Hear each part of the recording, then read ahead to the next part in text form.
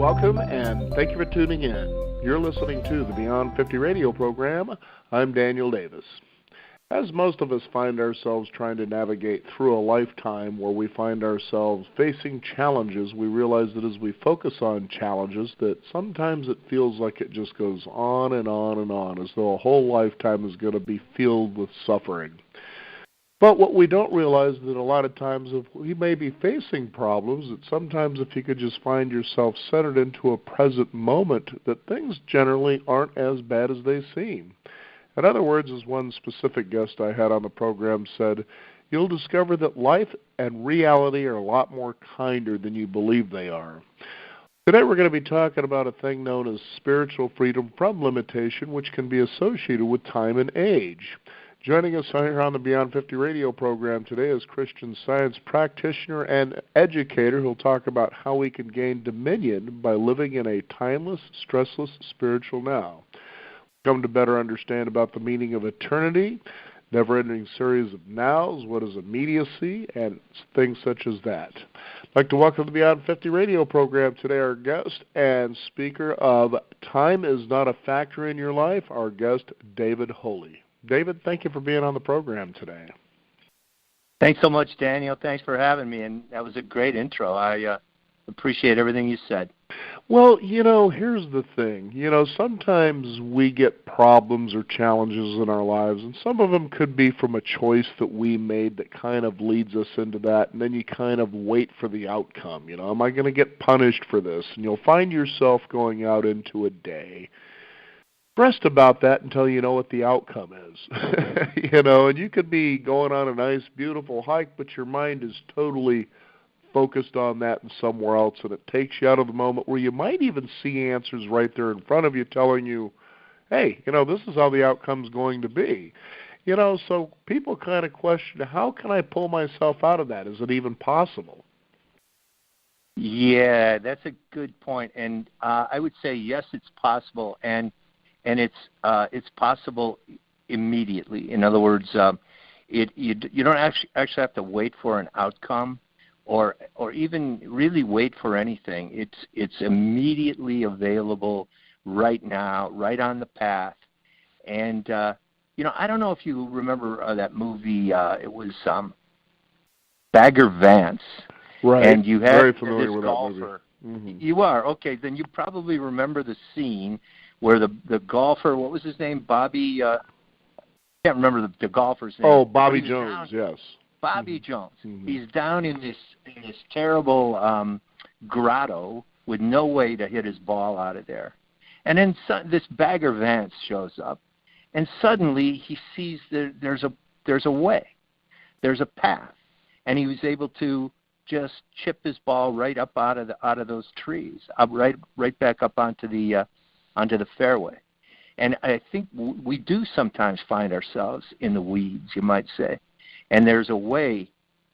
The Bible has this interesting little statement.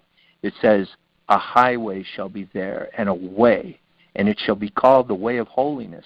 So it's kind of a way that you may never have expected. It's not sort of best practices. We're talking about time is not a factor in your life, and you might assume that means time management. But it isn't best practices. It's new practices. It's a completely new way of thinking about things. It's a way that will lead you out, kind of into that freedom like you were talking about. Why should I waste this moment worrying about something that happened, yesterday or this morning? This is the time. The Bible says that too. Now is the time. Now is the only time. Behold, this is the day of salvation, it says. So there are these great nuggets that hint at this freedom. The Bible's full of them, and our lives are full of them too. However, what our mortal kind of lives seem to involve are just what you said at the beginning. Kind of a drudgery and day after day. I think it was Thoreau who said most men lead lives of quiet desperation. But God's man doesn't lead that life. God's man leads a life of inspired kind of highways of hope and highways of the highway of holiness. And so really this event that we're going to hold there at the Native American Community Center on Thursday night, the 7th of February, is going to be a discussion of that. And I've actually had some experiences myself that I'll share during our event together. And but it's a different way of looking at things where you don't have to say, well, I did this, therefore it's going to take X amount of years to overcome it, or there's going to be X amount of progress required to get beyond it. You can get beyond it. All we have to do is drop it and walk out, really walk out. So when a person faces an adversity, we hear about this. I think we're seeing so much on the television, that tells us, well, this person committed this heinous act or whatever the case is. And you can imagine sometimes how these people feel, especially if it's the first time they found themselves in a situation like that. We can all find a decision that's made that will affect our lives. Again, waiting for the outcome, I think, is more troubling than the actual outcome itself. And but then there's all the judgment and the idea, about what should be done and how this should affect this person. So it's almost like forgiveness, compassion, and understanding in many cases has just sort of gone out the window. What are your thoughts on that? Well, it occurs to me, and we've seen it in politics for decades, forever really, that it's the cover-up that causes the real problem. If someone were to just say, you know what, that was a mistake, and we need to kind of move beyond it, that's what FDR said back in the New Deal. He said, you got to try something. If it fails, freely admit it and try something else. And so we don't have that sort of the kind of freedom that comes from pure honesty. And so these the way to drop some false step, we all make false steps, do stupid things and things we regret. I'd say the first way out of that is to stop doing it and stop trying to defend it or stop denying it. Just drop it and move on, and move on. Maybe chastised, but and maybe with more humility, and maybe a little more educated. I would say that this human experience we have has the potential for us to improve, and we should take every opportunity to improve. And being perfect and being seen as perfect is less important, it seems to me, than being willing to improve. And one of the things in Christian Science, and in fact I'm a teacher of Christian Science, as you mentioned, one of the things in Christian Science is that the error or the evil or the misdeeds or the sin, if you will, is punished only so long as the belief in that lasts. And so as soon as we are willing to kind of drop it and walk out, like I said earlier, just walk out, move forward, let it fall. And with respect to all of the news that you mentioned and the kind of the bad news that's all over the air and everybody pointing fingers at one another, a lot of that is kind of one-sided, and so you're not really getting good, clear information. It kind of reminds me of when I was in college. I lived in an apartment where the sink in the bathroom had a hot spigot and a cold spigot, and they didn't mix. I had to mix them in my hands. So I had to grab some hot water and then pour some cold water in there quick. It's almost like that with the news. Either you have, highly conservative news or you have highly liberal news, and you have to do the mixing. So my thought is, let's do the mixing and do it intelligently and not be overwhelmed by these images of chaos and images of deceit or misdeeds or malfeasance or whatever it is. The only way I think this world moves forward is if individuals move forward, and we do have the freedom to do that. We're not locked into what our elected officials seem to think we are. we elect them. We can elect new ones. We can, these things can change, and the change begins at home. It begins with us, deciding I'm going to be honest myself. I'm not going to cover up my own misdeeds. I'm going to, be a kind of an example, you might say, of honesty or virtue. Okay, so let's try to lend some clarity, hopefully, for our listeners. And I'm pretty sure you were really clear about what you were saying.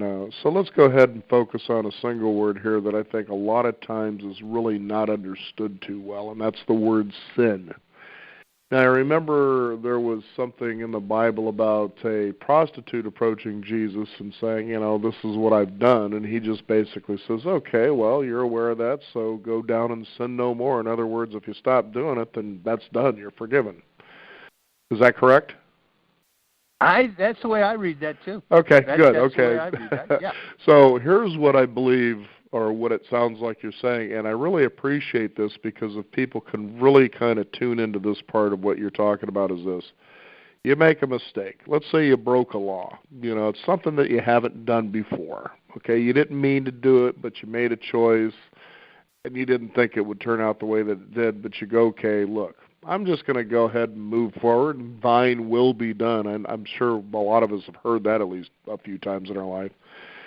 Then a lot of times that sort of corrects itself. Now, you may have to pay a little punishment, but generally the reality of the outcome is much easier and kinder than, for instance, if you were to hold on to it, hide it, not accept responsibility. You rationalize about why you made that behavior in the first place instead of just simply, I did that, it was ridiculous, I'm moving on anyway. I've got, other things to do, for instance, other goals I want to focus on. Then it kind of just corrects itself, is what you're saying.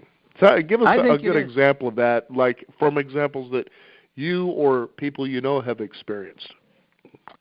Okay, I'll give you something along those lines. I was just thinking about this. I was telling somebody about this, but when I was in college, I lived in the town where I went to college in, which happens to be Cedar Rapids, Iowa. And but I traveled to Chicago fairly frequently because that's where my mother lived and so forth. And I would come and visit. My brother lived in Chicago at that time, which is where I am right now this morning. And I got a bunch of parking tickets. And I never paid those parking tickets because I didn't really live here, and I didn't really, I just didn't respect that system, and I didn't really want to pay them. And the time came where I actually moved to Chicago after I graduated from college, and I had an apartment here and so forth. And I think I got a speeding ticket or some kind of a ticket, a moving violation. And I thought all of a sudden, I've got a glove compartment full of parking tickets here. And this city is probably not going to be all that forgiving about that. And so the whole thing was kind of coming due, you might say. And I called at that time a Christian Science practitioner, and that's kind of what I do now. It's just people that take phone calls from people who have problems, one kind of problem or another, physical or financial or emotional. In my case, it was sort of this legal thing. And the practitioner helped me see that I could resolve that I could set that right. I could make that whole. And so I took those parking tickets, which I hadn't thrown away, and I walked into the courthouse, and I said, I would like to clear these parking tickets. And they said, well, that will be $100, $10 per ticket. I think there were 10 of them, plus $200 for the penalty. And I gathered them up and walked out. I couldn't do it. I couldn't pay it. I just couldn't do it. That was like a month's pay for me. And so I was talking later with the practitioner, and she said, how did that go? I said, I couldn't do it. I couldn't make myself do it. And so somehow she worked with me to see, yes, you can do it. And so I went back. And this time I talked to somebody else, and they charged me only the face value of the tickets. They waived the fee. They waived the penalty. And I walked out. I was willing to pay the penalty. I was ready to pay it. I had humbled myself to the point that I was willing to straighten this out regardless of what it took. And then It only cost me $100, and I felt like a king. And I was talking later with the practitioner, and she made reference to that little story in the Bible about the son who comes back, the prodigal son who finds his way home. And she said, that was like your heavenly Father rushing to meet you. Kind of meet you more than halfway. He met me 2/3 of the way. And the kicker in this thing is, it's not that I've never had a ticket since, but I've never had anything that has gone unresolved. I don't do that. I've never had that since. And so for that, like, I've had parking tickets, they get paid. I've had moving violations, they get paid. I'm not at odds with the system, and I never will be. And why? Because there's a path through this thing. And it's a path of righteousness, right? It's the highway of holiness. So, and that path just, like I sleep really well. It leads you in a good direction, a healthy direction. Yeah, and it is pretty amazing. Again, I think a lot of times it's interesting how people find themselves in adversity, and there's a rationalization. But the good things they'll take full responsibility for, but the missteps they tend to rationalize. Well, I meant, or it's a long story, things like that. Now I know that you're going to be giving a talk soon. Let's get an idea of this idea of timelessness, what that feels like, what people could actually do. Again, it's wonderful when you're in the moment and you're anticipating a future that you have planned. It could be, let's say, a vacation or something like that. And you're excited. You're full of enthusiasm, and things all just seem to work out. But boy, when you trip and you feel like you're falling, it feels like you're falling forever. And the point about what I'm bringing up here is how to be in that moment, that timeless, ageless moment where that enthusiasm can continue. In other words, just kind of taking a look, even if you have this problem, it's all really okay. Well, each one of us deals with kind of sort of real-life situations, and sometimes they come up or they get backed up, and before you know it, you're running late on something, and you're kind of pushed, you might say pushed for time, pressed for time. That's kind of a phrase that we use. I'm pressed for time on this, or there's no way I can accomplish that because I let it go too late. I got too late of a start. Well, I would go a different way with that. The question I would ask is it right for me to do this? Is it necessary for me to do it? Because if it is necessary, then it is going to unfold, and you will have everything that you need to do it with, including enough time. And I bet most of your listeners have had an experience where something was accomplished that they didn't think was possible to accomplish, but yet there it was, and it was somehow all done and wrapped up with a bow. And that is the life. Like when Thoreau says most men lead lives of quiet desperation, you don't have to lead the life of quiet desperation. You can lead that life of accomplishment and fulfillment and contentment, satisfaction. And it's not ease. It's not a life of ease. It's a life of fulfillment, traction. It's a life of traction. And so now, if you are, let's say you're facing a beautiful vacation, let's just say, and you're anticipating that. And actually, there was a young woman that called me one night, and she was supposed to go to Mexico. And she was supposed to go the next day, and she was looking forward to it. And she'd lost her passport. She thought it had been stolen. And I asked her, when is your flight? She said, it's tomorrow at 5 o'clock. And I said, answer one more question. You supposed to go to Mexico. I mean, I know you want to go. I know you've been planning on it. Are you needed there? Is it where the universe requires you? Is it where God needs you to be? God being divine mind. And she thought a minute and said, I think it is. Then I said, okay, then go. Forget the passport. Get ready to go to Mexico. She said, I said, when's your flight? So tomorrow at 5. I said, well, at 1 o'clock tomorrow afternoon, you call me and tell me that everything is cool. And she said, how are you so confident about this? I said, I'm confident that you are going to be where you need to be, where it's right for you to be. And 10 minutes later, 15 minutes later, she called me. This was Sunday night, by the way, around 11 o'clock. She called me, and she had her passport. And what she had done was she had sort of moved forward, opened her suitcase, and there in her suitcase was that passport. So now she wouldn't have opened it, so she didn't. She looked everywhere for the passport and eventually called a Christian Science practitioner for help. Now, I'm not in the passport business myself, but I am in the business of seeing things differently. And the difference that I saw there is where you're supposed to be, and nothing can keep you from being there. And the same thing is true with time. You know, age is nothing but a collection of time. It's like the accumulation of time.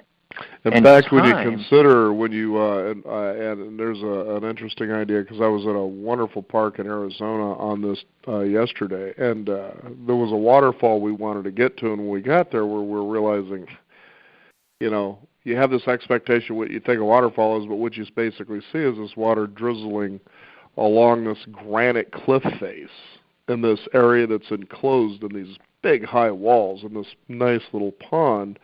But when I was looking at this, I realized, okay, that's not really a waterfall, but the water is falling, even though it's kind of drizzling down, but it's doing it 24 hours a day. It's moving forward in other words. Yes, it is moving forward. By the way, that was yesterday. You were in Arizona? Yes. Mm-hmm. And now you're in Oregon? No, we still we actually live in Arizona right now. So. Mm-hmm. Okay, good. Because the point I was going to make is yesterday morning I was in, or yesterday evening I was in Tampa, Florida, and now I'm in Chicago. And the way that works, you hop on these airplanes and they move you. Really defying time, if you will, because in the old days that would have been a big deal. I remember reading about the guy that first paved the first road between Chicago and Florida. And I mean, that used to be a big adventure to do that. Well, now it isn't. Now it's a couple hours on an airplane. Well, how is that possible? It's possible because ideas have been brought forward. People have moved forward. And they move forward faster and faster. Every better idea, every improved idea kind of eclipses time. Time goes as ideas get better. And so I feel like what if people feel they're locked into time, they don't need to feel that way. What they're locked into is doing what is right, doing whatever it is that is right for them to do. And by the way, other people might feel limited by their education or by their race or by their age or by their, the experiences that they've had. But I think we can kind of shed a lot of limitation by simply realizing that we are completely available to divine mind, to do whatever it is, to be useful to divine mind in whatever way divine mind requires us. And time can help us do it, like you and I are having this conversation, and we set it up according to a time on the clock, and here we are.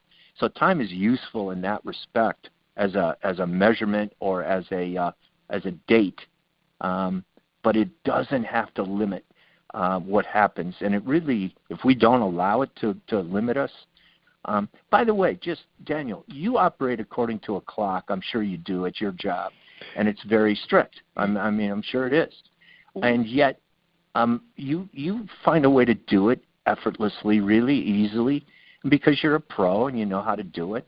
That's kind of the mastery of it, and you know that you can get what you know that you can do what you need to do in the time you have to do it. I remember Dan Rather one time saying, okay, that's a 30-second thing, I'll do it. And he just did it. And he just knew what 30 seconds was. And he just spoke. So time becomes a tool. But if we allow it to become a master, it's brutal. It's relentless. You know, there's no doubt about that. And to give you an example, I haven't used an alarm clock in decades. And sometimes even my wife is astounded. We may be up pretty late, but we need to be up by 7:30 in the morning. Can you make sure that I'll get up, she'll say. And I always know when to wake up. I wake up and, okay, Yes. honey, it's time to get up. I just don't use it. And like you Yes. said, there's a feel that you get for time when it's necessary. Yes. But Yes. otherwise, I kind of operate from a system that says I don't need to know what time it is until it becomes necessary. But I know exactly what you're talking about, how people are always hurried, they're on a schedule, and it's like, why waste so much of your energy on all that? To me, it just seems like nonsense because, as you said earlier, especially with the example of the lady going to Mexico, is you will always be where you need to be. And I think that was rather amusing as you brought that story up, because years ago as I first broke into radio, for whatever reason, all show hosts usually have an ending. I remember, I think it was Dan Rather, was Courage, I believe it was. Well, my ending, right? Yeah, I believe it was. I believe it was Dan Rather that used to say at the end of his broadcast, he would say, "Courage." No Anyway, kidding, no kidding. I believe so. Check it out just to be sure. I could be wrong, but I think it is. Anyway, that being said, my ending, and it was funny because guests would sit there, they would go, I kind of like that. I would say, wherever you are is where you should be. And I remember a friend of mine tried to argue, well, I don't believe that's true. And I said, then why are you here? And that really confused him. You're here because this is where you're supposed to be. And, and there it is. So, I think you've got a natural sense for this. And that's kind of what we're going to be discussing at our event too, is just life can be sweet. Life can be not effortless exactly, but not tense. Tension and anxiety and all that stuff, and a lot of it being caused by time, or people saying, well, my biological clock is ticking and I got to get this thing done. No, you relinquish yourself to the divine, and you will be where you are. You will be where you need to be. And it doesn't mean you can afford to be lazy. I'm not an advocate for that, or thoughtless. It's very thoughtful and very purposeful, really. But know that you'll always have the resources that you require to accomplish whatever it is that is yours to accomplish. Hey, speaking of this, Daniel, what is our schedule here today? Do we have any more time, or are we about Yes, to we have here? probably about 7 more minutes. Mm-hmm. Okay. All right, good. Good. To tell you the truth, I like to be aware of it. I don't let it really rush me, but I do like to be aware of where we are, and so that we finish up on time. I worked one time with a guy who we had a bunch of kids in the Bahamas for a snorkeling trip, and this guy said, "Everybody, remove your watches. You're in the Bahamas." Well, I'm not like that. I wear a watch. It's a very accurate watch. They get more accurate all the time. But time is not a ruler. Time doesn't think. And why would you give your life over to something that doesn't think? You wanna be thoughtful in what you do and what you're being asked to do, and do those things that need to be done, because the divine is behind those. The divine will provide all the resources necessary to accomplish those.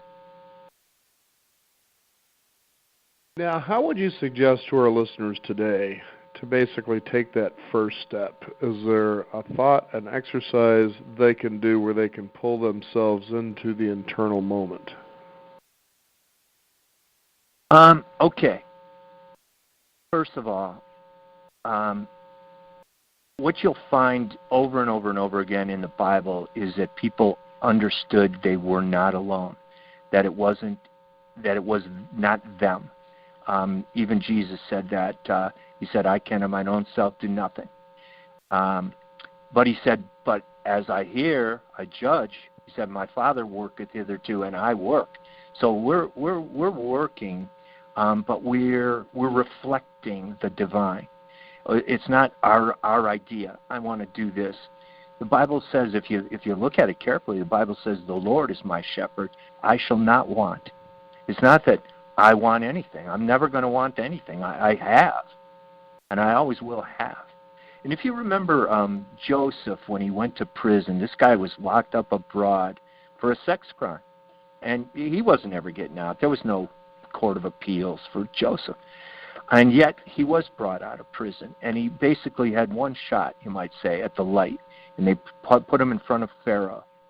And Pharaoh said, I understand that you can interpret dreams. And Joseph might have said, yeah, I'm really talented. I'm really amazing at this. You're going to be glad you pulled me out of prison. But he didn't say that. If you remember what he said, it is not in me. God will give Pharaoh an answer of peace. So I think the first step is to recognize that you are a reflection of a divine intelligence way beyond yourselves. And I'd get a hold of the Bible, and in fact, I'd get a hold of this book that I'm going to be introducing at our event, and it's called Science and Health with Key to the Scriptures by Mary Baker Eddy. Science and Health with Key to the Scriptures by Mary Baker Eddy. It was written about 150 years ago by this woman, Mary Baker Eddy, who lived in New England. And the other thing that you guys could do is have them take a look at the website. It's called pdxcslectureseries.com. pdxcslectureseries.com. And you'll find, there are guys like me that speak on a variety of different topics, but from the same perspective, that it is divine mind, divine love, divine principle, divine wisdom that is governing, and that by reflection, we have all of that confidence and all of that capacity and certainty and so forth. So I would take number one, it is God, you're God's reflection. Like the woman going to Mexico. It's not I want to go to Mexico, it's do you belong, is that where you belong? And like you say, where you are, that's where you need to be. Who needs you to be there? Well, the divine needs you to be there. God needs you to be there. A mother is that. A mother is there because of the divine motherhood of God that is being reflected by that mother. So anyway, I think that's kind of a first step. Well, very good, David. It's been a pleasure to have you on the program. Very eye-opening for people out there that might find themselves wondering, how did I get myself into this? But the thing is, you can look back and you can maybe have a regret that you took a step, but you can also look back and realize, not only was that not so bad, but, I was kind of glad I went through that because it was a wonderful lesson learned from it as well. Not necessarily, don't do this again, but, what did you gain? You usually gain more strength. and know that there's a path out right now. You're never in such a dark hole that there's no way out. There is a way out. And there's a highway shall be there, and a way, and it shall be called the way of holiness. So you've been great. You've been a great host, and I appreciate you having me on, and I look forward to being at our event in Portland. Well, absolutely, David. Thank you so much for being on the program with us today. Again, time is not a factor in your life. Our guest, David Holy. Thank you so much. Thanks. We want to thank you, the listeners out there, for tuning in. You can also discover more at beyond50radio.com. That is the number 50. We do encourage you to sign up for our weekly e-newsletter. Keep up to date with what's going on in the world of Beyond 50 as well as our upcoming shows. I'm Daniel Davis. Thank you for joining us. This is the Beyond 50 radio program, and remember, live your day past halfway.